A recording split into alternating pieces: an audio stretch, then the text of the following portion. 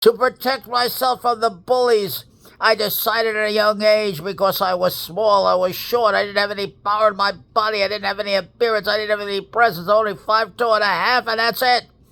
I was in terrible shape. I had a fat belly and my big old moon face. Set me up for ridicule, humiliation, and insult. I lived in a tough area in the Bronx, New York in the 50s. But that's no excuse. I should have gotten myself a tremendous fighting trim. Street fighting skills, assertiveness training, ruthless assertiveness training, punch back, do it to him before he does it to you. It took me 80 years to figure that out. Never genuflect to any bully. Stand big. Stand up for yourself. Nobody can stand up for you if you don't stand up for yourself. It's your rights. You take your rights. You represent yourself. Don't be like I was. I was like an ostrich in the sand. I put my head in the sand, you understand, to hide from my bullies. But meanwhile, my tail was sticking up, and the bully hit the tail, didn't they? While I hid my head under the sand like a damn ostrich, my ass, the ass of the ostrich, is sticking up in the air, and the bully hit the target. I advertised, here is a victim. Suey, suey! I called to my pigs, these bullies. I called to them and they found me. They didn't have to look very hard. There I was. I made it easy for those punks. Now, of course, I see things in a much more serious light. But it's a little late. I'm 80. I have only a few more years to live, and that's all. I'm crippled, and that's all. But I have my voice, you understand? I have my voice. And there's nobody who will insult me. There's nobody who will humiliate me. There's nobody who'll try to pull an intimidation act on me because he's taller, trying to look down on me. No way in the world. I'm going to punch back, and I'm going to punch back hard. And I can curse a man out real good. But I won't stand for 1 second of any punk who tries to humiliate, insult, or disrespect me. I won't stand for it 1 second.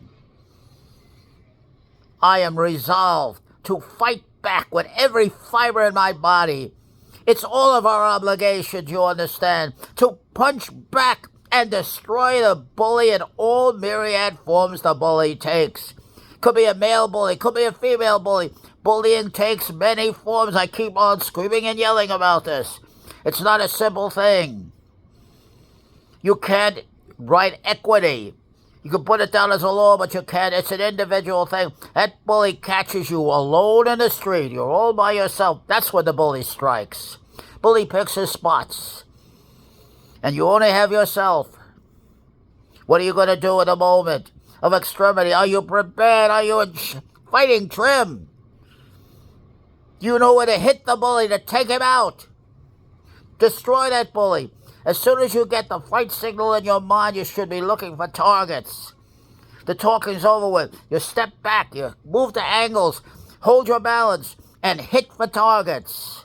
Choose the targets, the kneecaps, anything. Break him down. When it comes to Chingasso time, there's no way to get around that. It's Chingasso time. The fight is on. You back off. There's no more words anymore. The fight's beginning. You have to set the terms of the fight. I don't care how short you are. To be 5'2.5" is to be considered, by connotation, weak.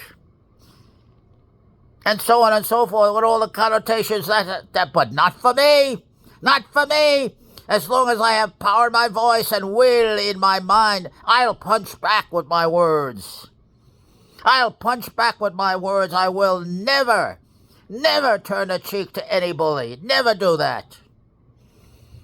You do it to him before he does it to you. You strike first, and you strike hard when you know the fight's going to begin. You take the first shot. There's no other way. There's no better advice you're going to get anywhere. There is no good Samaritan. There are no traditional values. There's no law and order that was going to... They come after the fact, you understand. They come after the fact. You're not going to get lucky. Give up that idea. You're not going to get lucky. So then you understand one thing, and I've reduced you to only one thing, and only one thing that counts. That's you. Only you have the power, but you can't do it if you don't know yourself. You can't do it if you believe you're in Alice in Wonderland, and you believe fantasies about yourself, and you don't take a look at yourself realistically. Who am I? What am I? What are the patterns? If I claim I could do something, how do I know I could do it? Have I ever done it before? Where's my proof? Where's my evidence? I'll never take any man's word for anything. Give me evidence, give me argument, and let me push back on you. Otherwise, get the hell away from me. Do not give me a sermon, or unless you want a sermon right back. Do not give me ethical or moral standards unless you want my standards right back in your face. That's the way it is.